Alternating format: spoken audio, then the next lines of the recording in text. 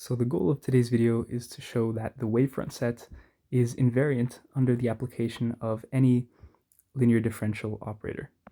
So by linear differential operator, I just mean an operator P that is given by the sum over all multi-indices of order less than or equal to m of these smooth functions indexed by alpha, ax, and then we have a differential operator here of order alpha. So this is a linear differential operator, and what I mean by the invariance of the wavefront set is if you take a distribution U on an open set omega in Rn, then the wavefront set of Pu will be contained in the wavefront set of U. So this is what we're going to be proving today, and to prove this we will need to prove a lemma. And this is a lemma I've used before, but I haven't really proved yet, so let's just go ahead and state it. And this lemma says that if we start with a distribution V of compact support, then, sorry, we have a distribution V of compact support, and if its Fourier transform decays rapidly,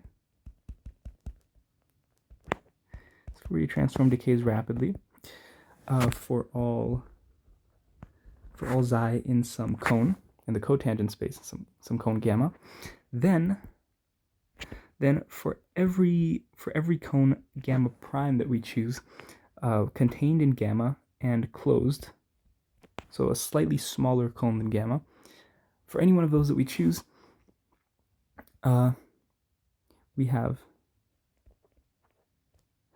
rapid decay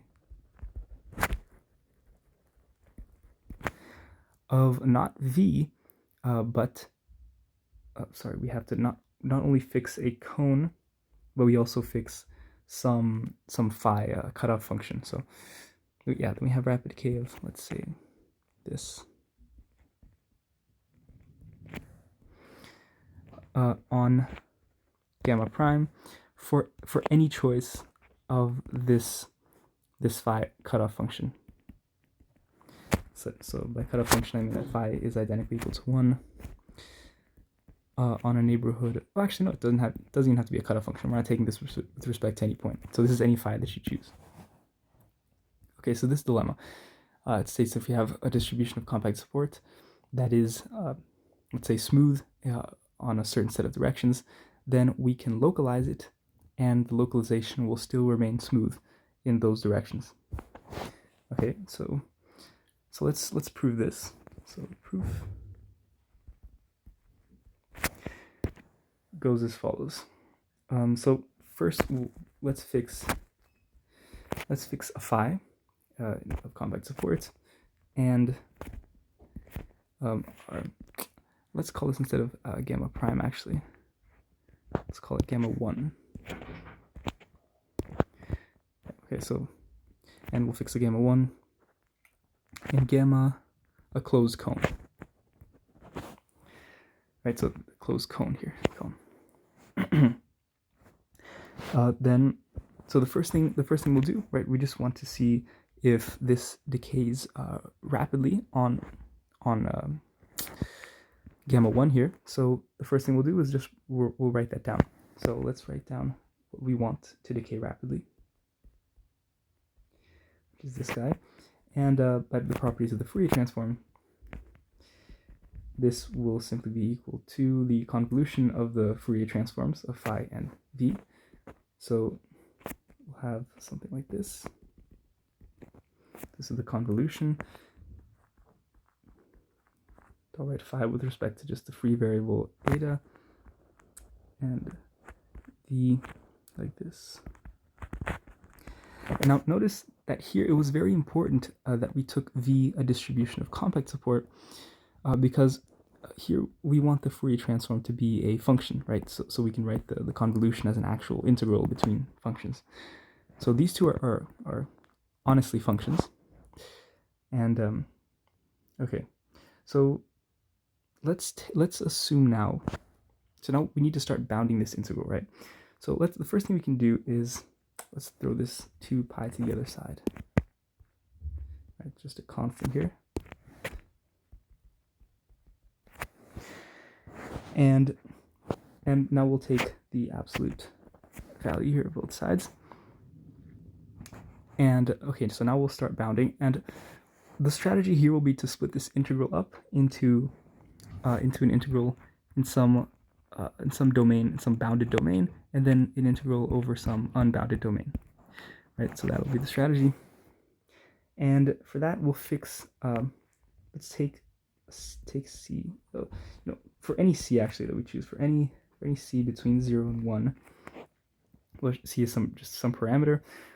We'll have, for any c between 0 and 1, we can split up this big integral. So we'll have exactly this right-hand side equals, and then we can split this big integral up into when, oh sorry, this should be eta here. This is eta. So we'll split this big integral up into when eta is less than or equal to c times xi, right? And then we'll have exactly this integrand here, in here, d eta, plus plus the same integral when the domain of integration now is for eta greater than, let's do less than, okay, so greater than or equal to c times xi. Okay, so now we have these two parts, and so we can bound this by the absolute value of the first integral plus the absolute value of the second integral. And let's just call now let's call the first integral 1. Well, let's put that in green. Call this first integral 1 and the second integral 2. Okay, so 1 and 2. And now we wish to bound both of these. We want to show that both of these have rapid decay with respect to xi for all xi in gamma 1. So okay, let's start with number 1 then. So for integral number 1, we can start by bounding it in the following way. Let's use the supremum inequality for integrals, right? So if we have an integral of like some f and g, we can bound this by the supremum of f over the domain of integration times the integral of g. So this will be like maybe the L1 norm of g. So then we have this bound here, and that's what we're going to do. So for this integral, we can say that it's less than or equal to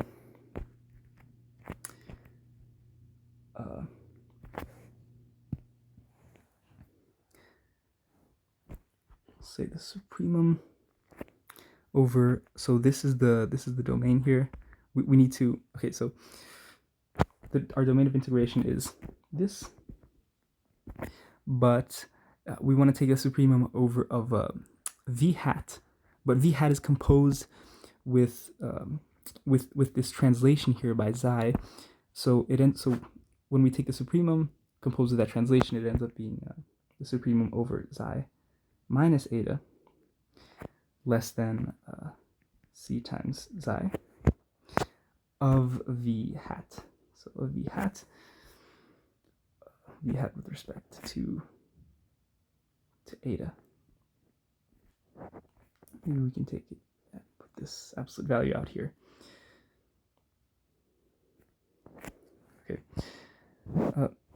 Now on what's left then is an integral of this phi hat.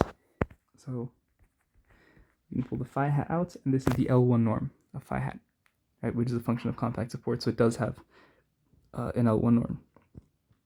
And so this is our bound for 1 then. Now let's try to bound 2. So 2 is going to be the same integral with a slightly different domain of integration. So for 2, what can we do here? We have that that's less than or equal to, we have by assumption this hypothesis of rapid decay of v hat, right? So we can try to use that in our favor. Let's try to say then that yeah, so our second integral is of course this.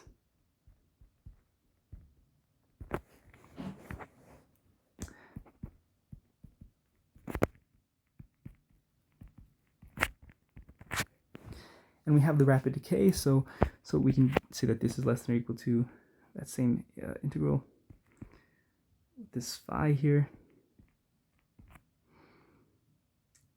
We can put an absolute value around here, right? Because we have an absolute value out here. So we'll throw the absolute value inside, and then we'll use the rapid decay. So we'll have like a Cn here, 1 plus, and here we have psi minus eta, so we'll have psi minus eta inside.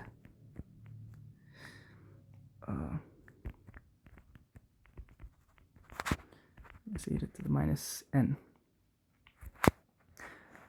Or actually,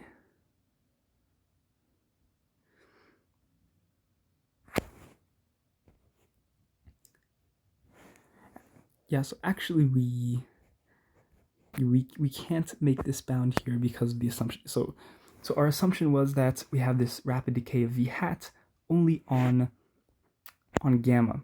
So a priori this is on gamma, so we can't make that bound.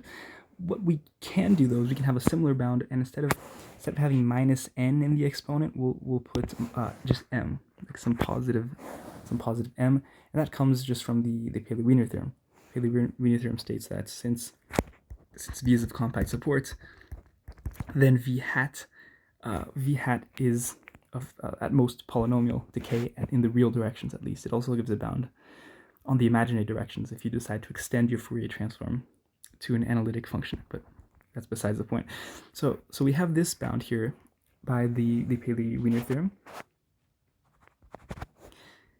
Okay, so we've bounded by this, and yeah, so I think this is the best we're gonna get so far. So what we can do now actually is we want to substitute. So we want xi to appear here. So do we want psi to appear here? Or do we want eta to appear here? Okay, so maybe we would like eta to appear here. Yeah, so let's try to get something more simple at least in this term. What we can do to get something a little more simple is to take that psi minus eta, and we can bound it above by xi plus, so this is the triangle inequality, we can bound it above by the absolute value of xi plus the absolute value of eta. And this will be less than or equal to, so this is only valid in this domain of integration, right? It's only valid for number two here. So we can use this domain of integration to say that we can throw this c to the other side here, 1 over c, and then we can bound this side by this. Right? So then we have 1 over c plus eta, right? And this will equal to plus 1 over c times this. Okay, so we've bounded this guy above by this guy, and so that means we can substitute this for this. So let's do that.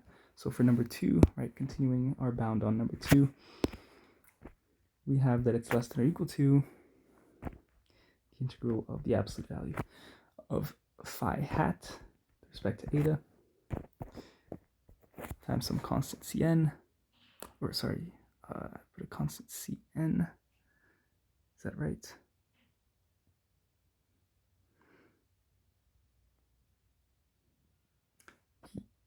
Yeah, no, just a constant c. I don't need this n, right? This is if we were to apply that assumption, but we didn't. So this is just c, some constant c, times 1 plus 1 over c eta to the m. Okay, so this is our final bound on 2. I think we can do slightly better though. We can make this a little cleaner by pulling this guy out of the bound. And so I don't know if I should repeat the trick that I did in the last video. So there's a way to pull these constants out of like 1 plus some constant a times times eta to the m. And yeah, I guess I'll do the I'll prove the trick here.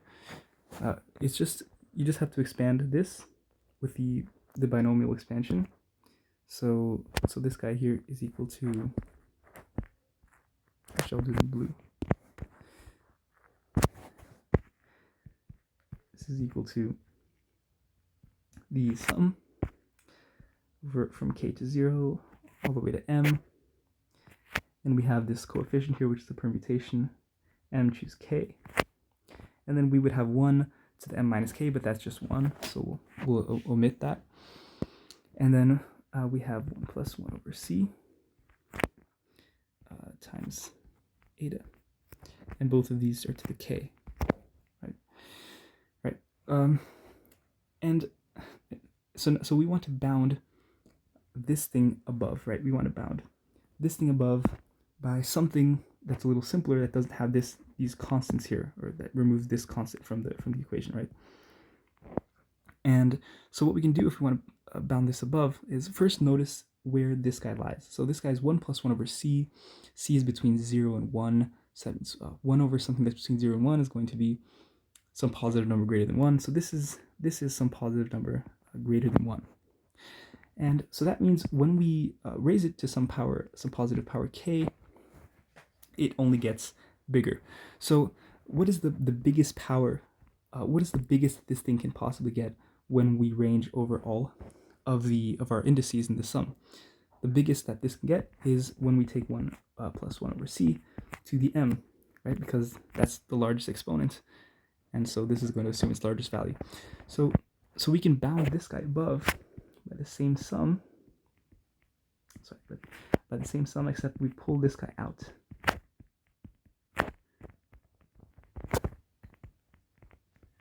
Right? And then this is just 1 plus eta to the m. Right? So we're left with this. So we've pulled that constant out. Okay. So that'll be our final bound for this number 2. Let's copy and paste.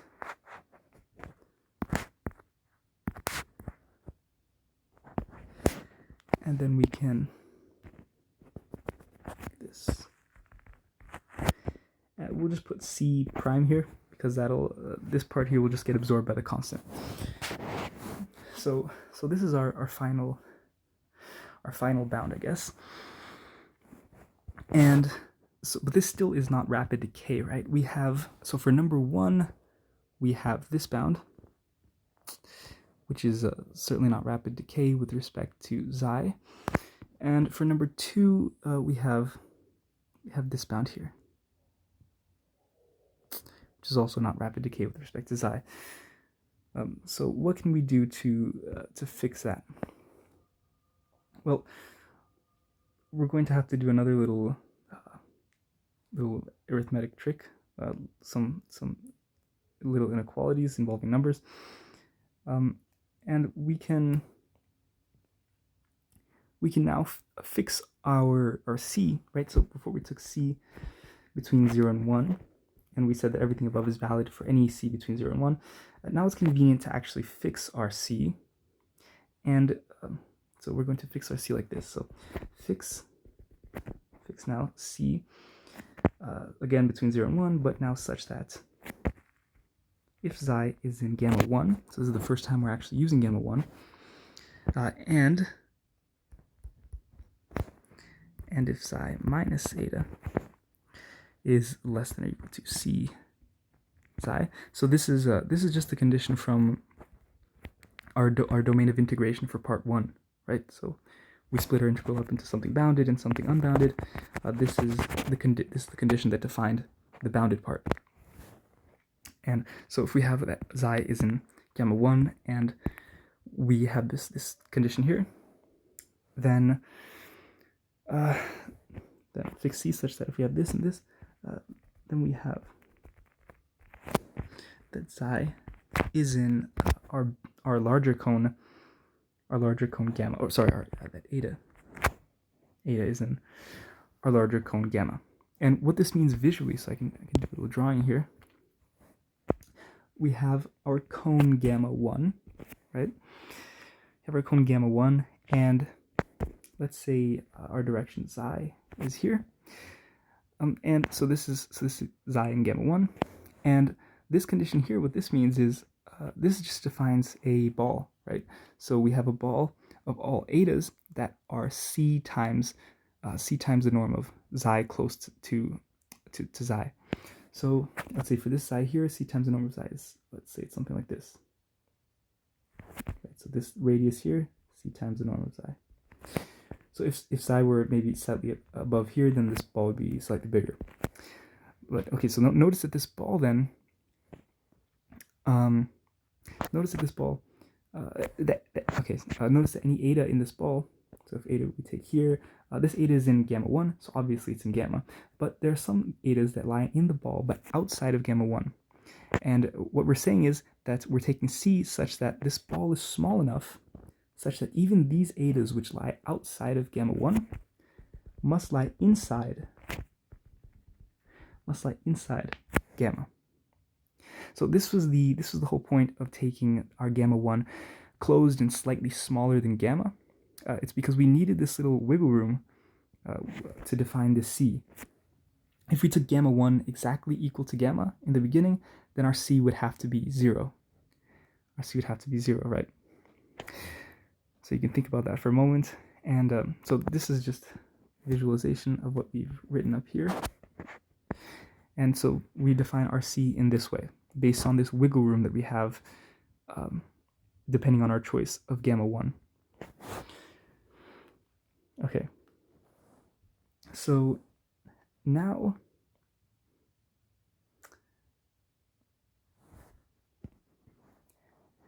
let's go back to our bounds, right?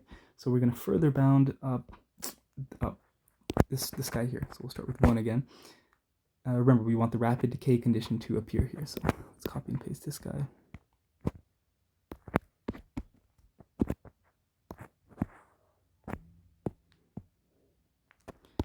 This is 1. So we have this, and so this is just a constant. So we'll just erase this for now. So we want to bound this above, right? And we want the rapid decay with respect to xi to appear. And so remember, before we couldn't use our assumption. We couldn't use this assumption here because our xi wasn't necessarily in gamma. But now, with our new choice of c, we know that eta will be in gamma as long as we have this condition satisfied, these two conditions satisfied. So now we can use our assumption, right? We can actually use our assumption, but let's before we use our assumption, let's do a little arithmetic manipulation that I was talking about. So let's just write it in blue again. So just note that this psi minus eta, according to our domain of integration, right, for part 1, it was this, and this implies that using the reverse triangle inequality, we have this.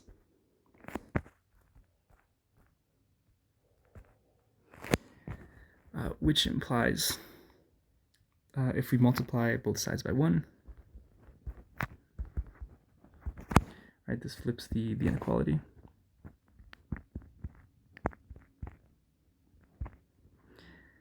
And now we can,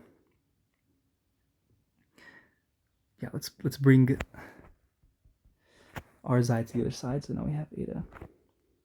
So if we sum xi on both sides, and then we get on the other side 1 minus c times psi. Right, so we end up with this. Okay. And so why is this important?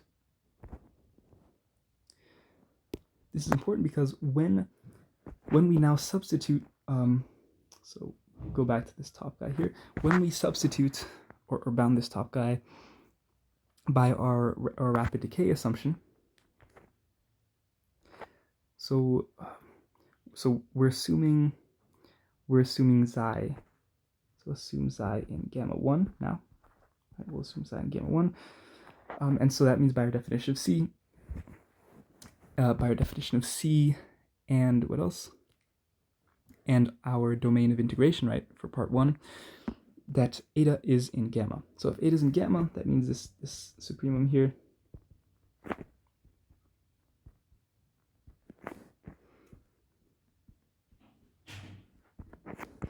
is bounded by the supremum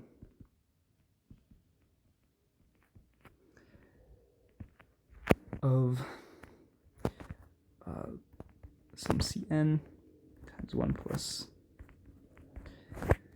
eta to the minus n for all n, which should be bounded also.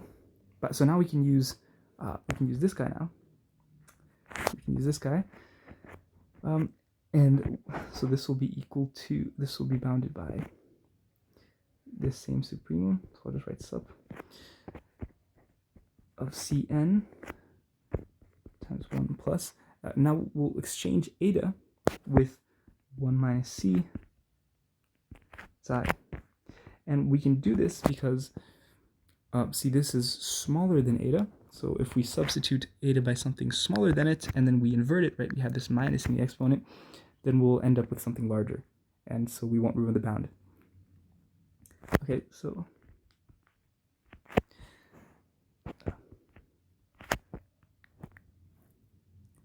what am I supposed to have here? This is supremum of, is this all correct? Yeah. Oh, this should go here. Okay. So I think this is all we should do here. Maybe just use that trick one more time, where we can pull this out. We can pull this out of the exponent. So to pull this out of the exponent, we use the binomial trick again. So we have this time 1 over 1 plus some constant a xi to the n. And so we just write this bottom part out as that sum over, n, k, n choose k, of a to the k, psi to the k. And here our a is 1 minus c. 1 minus c is something between 0 and 1. So k is something between 0 and 1, right? And we want, what do we want? We want this guy to get bigger. So that means we need this guy to get smaller. And so we need to bound this. We need to bound this below. We need to bound this whole thing below by pulling out this constant in the smallest version that it could possibly be. And the smallest version that it could possibly assume, since it's a value between 0 and 1, is when we raise it to the highest exponent possible, which is a to the n. So again, we're going to be pulling out a to the n here, and then bounding all of this below by a to the n, and therefore bounding all of this above, right? So we can pull what out? Let's go, this is less than or equal to, and oh, since the supremum here, see, can we get rid of the supremum already? Yeah, I think we don't even have any etas anymore here, do we? Yeah, so we can just get rid of the supremum. And so we're left with Cn, and then we pull the 1 minus C out. 1 minus C to the n comes out, and it just gets absorbed by the Cn, so we'll just write Cn prime to the 1 plus xi minus n, right? Okay, so now we finally have rapid decay with respect to xi. So this is exactly what we wanted. So we're done with 1. Let's go back to 2 now and see if we can get the rapid decay bound on 2. So on number 2, what do we have? We have our last version of 2 was this here, right? This is our last version of 2.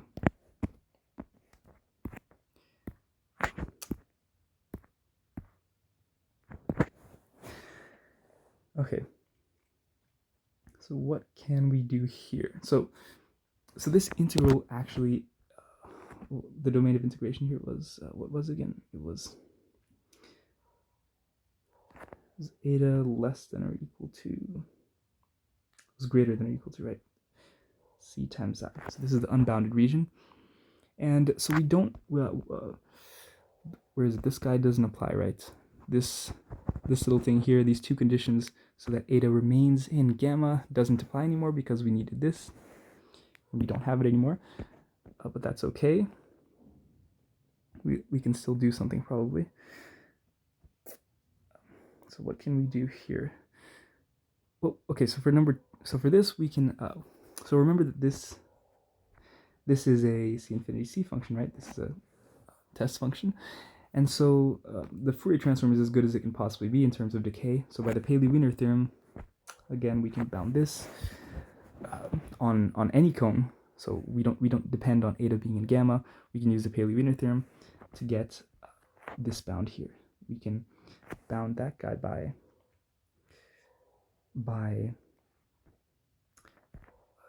we need a Cn. We have Cn's here. So this Cn is not the same as this Cn. This is just, I'm just writing Cn again. It doesn't matter. These constants will all be meaningless in the end. We don't care about the constants, just about the decay. So we have Cn times, maybe I should write it with a different letter than Vn, times 1 plus absolute value of eta to the minus n. And so we can choose any n here. We can choose any n. Actually, I should probably rewrite this bn then. But yeah, I'll just leave the bn. And since we can write any n, we will strategically choose an n equal to big N plus little n plus m plus 1. So this here will be big N minus little n. So this is what we'll have in this exponent here. And you'll see in a little while why we chose this exact value. So on this side here we have this, right? And okay, so this m, I guess the choice was pretty obvious because we can cancel it out with this guy. And so why the other choices?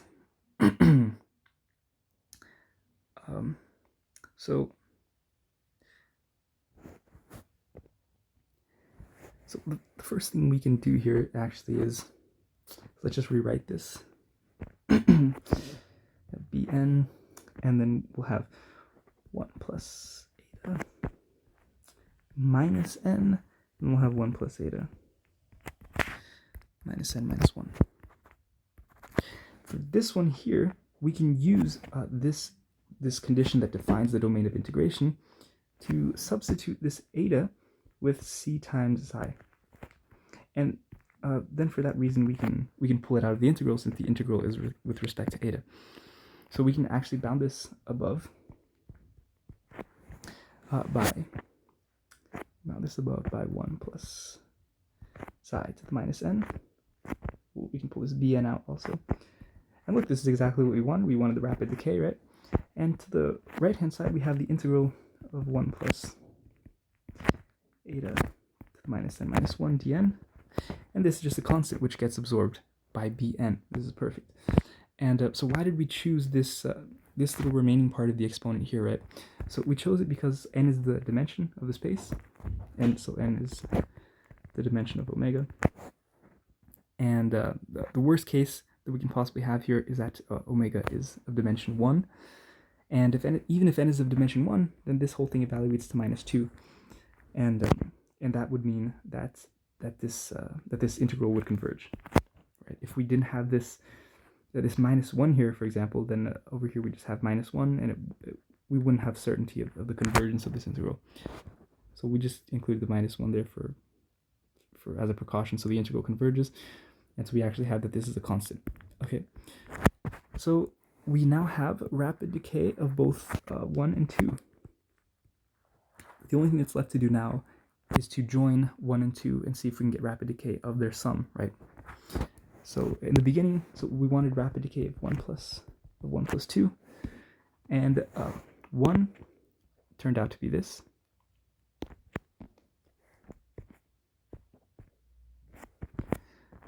and then plus 2, which turned out to be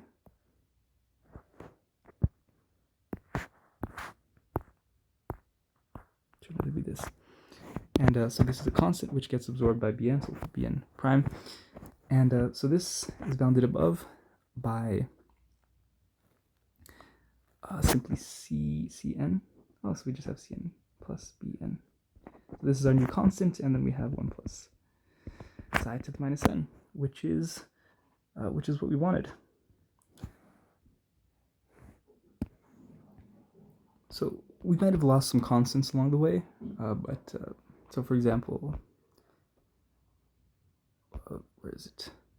Well, at some point we had like something like this, right? The L1 norm of phi that we just gave up on along the way, but if we had kept carrying it along, it would have just been absorbed into these constants.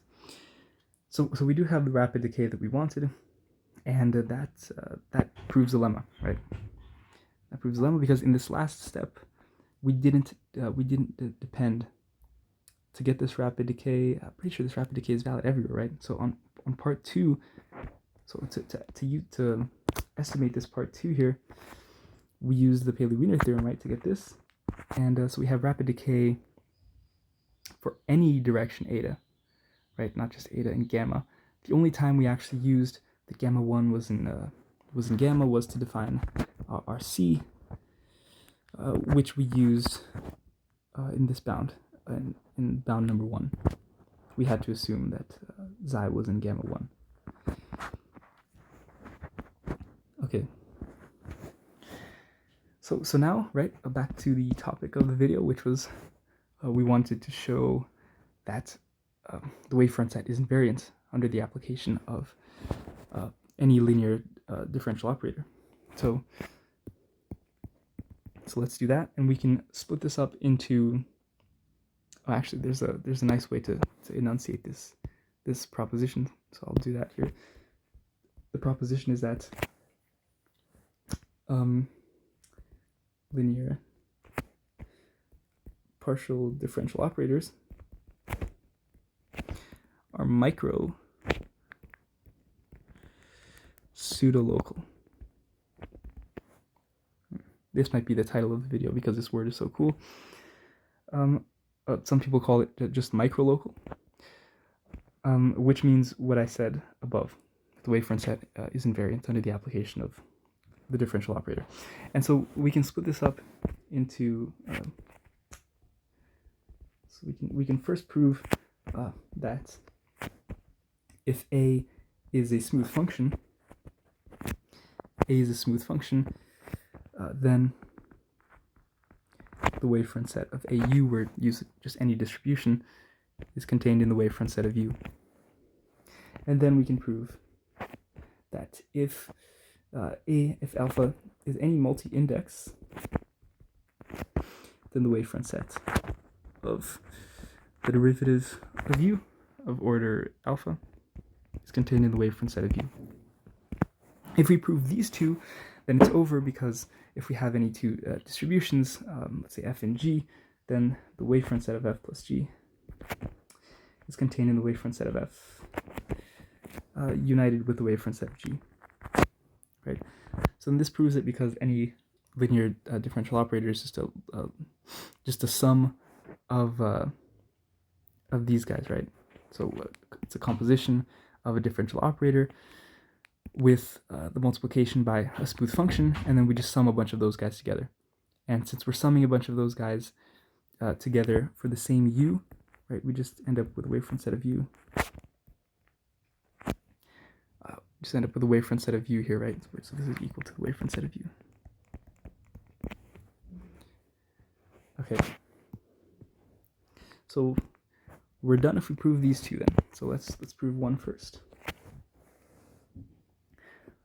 So for one, let's just prove the contrapositive of the set inclusion. So we first assume that some point is not in here, and we need to prove that it's not in here. So assume that x0 xi0 is not in the wavefront set of u. So u is smooth on this direction. So that means that there exists a phi to infinity c, such that phi equals 1, phi is 1 on a neighborhood of x0, and phi u, the Fourier transform of phi u, decays rapidly. Decays rapidly on some cone gamma that contains xi 0. Okay. So now we choose. So let's choose now. Choose phi. Choose psi. Psi that again c infinity c, but that's equal to 1 on the support of phi. So if phi is something like this, then psi will be something like this. So it will have a larger support than phi. It will be equal to 1, in fact, on the support of phi. So this is phi, this is psi. Okay. So now what we want to do is to show that A times U is smooth on this direction as well. So we want to show rapid decay of this. We want to show actually rapid decay of this, right? For some test function here. It can be any test function, as long as it's a cutoff function, a cutoff function around x0. So let's write then. Let's take the cutoff function equal to phi, which is the same cutoff function that we had in here. So phi times AU. Take the Fourier transform of this. This is equal actually to the Fourier transform of psi A phi U,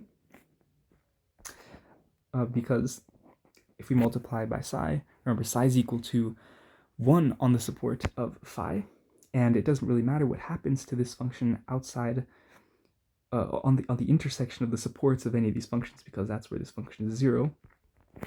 So yeah, we can multiply by this nicely, and this is going to be a function that's c infinity c, right? Because A is smooth and phi has smooth compact support, and then this is a distribution of compact support, right? And so now we can apply lemma 2 to this. So then applying lemma 2, so we can apply lemma 2 here, and we do in fact have that this guy decays rapidly. This decays rapidly by assumption, right? We have this assumption that it decays rapidly on gamma, and so that means this guy will decay rapidly. This decays rapidly on gamma, let's say gamma 1, which is closed and contained in gamma. And we could choose it large enough such that it contains xi 0 still. Okay, and so then we are done, because this here is the same thing as this times AU, which we just showed that it decays rapidly, right? And this is our new test function. So we're done with 1. So this is the proof of 1. And the proof of 2, let's go back to white. Proof of 2 is very similar. We will in fact only show this for alpha equals 1, and the rest follows by induction, because so we'll just show it for a single derivative, and any other derivative can be constructed by composing derivatives together, right? So if we have, let's say, the wavefront set of some dj, which is a derivative along some direction, first derivative. So if we prove this, then we can obtain this for any other d alpha by linking together, by assuming that this is our new u, and then linking it together with some other dj prime times dj u. That's containing that, and then we'll have something else contained here. We assume this is our new u, and etc. So this is the induction, and so we'll only prove for alpha for the order of alpha equals 1, and so same as above, we'll be showing the contrapositive. assume that that x0 size 0 is not in the wavefront set of u, and so that means there must exist a phi, right, which is a smooth compact support that equals 1 on v, which is a neighborhood of x0. And now we define, again, we define a psi. C infinity c of v this time, right? So before our psi was larger than phi, had support larger than phi. Now it's the opposite. So now we have if our phi is here, then our psi would be here. The exact opposite as of before, right? Okay, so since the derivative is local, we can write that dj is the first derivative in the jth direction. You can take this to be just the actual partial derivative in the jth direction, or the partial derivative times like 1 over I or something. Depends on your convention, it doesn't matter. That multiplication by a constant won't affect the wavefront set, or at least won't make it grow. And so we'll have dj times u, and since the derivative is constant, this restricted to v, which is our neighborhood around 0, is the same thing as dj times phi u on v, because phi equals 1 on v, right?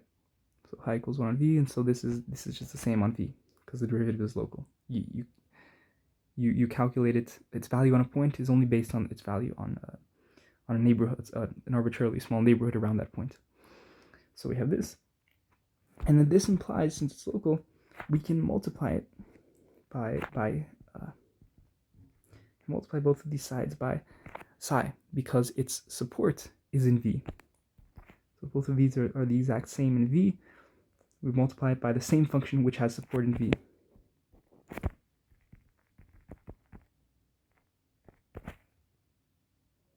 And now we just take the Fourier transform.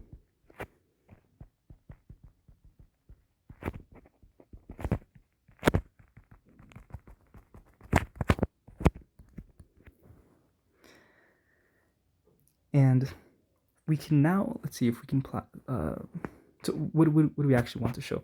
We want to show that that some test function, we'll call it psi here, doesn't have to be psi, but there exists a test function such that dju, such that this left-hand side here essentially decays rapidly on some cone that contains psi xi 0. So that's what we want to show. So if we can show that this right-hand side decays rapidly on some closed cone containing xi 0, then we're done. And I'm pretty sure we can actually apply lemma 2 already on this right-hand side. Let's see why. So, well, first of all, this is already c infinity c, so there's no problem there. Let's check out this guy. If we have that this guy here decays, has a Fourier transform that decays rapidly on some gamma, or on gamma, then we're done, right? And if it's a distribution of compact support. So let's check it out then. Let's see what the Fourier transform is here. So the Fourier transform of this, by the properties of the Fourier transform, takes derivatives to polynomials, and so we have psi j. So here I'm assuming that dj is this. So psi j times this, and we have by assumption that this decays rapidly on gamma, and so just multiplication by this one linear first degree variable won't change the rapid decay in any direction, and so so this term still continues to decay rapidly, on gamma, which is exactly what we wanted.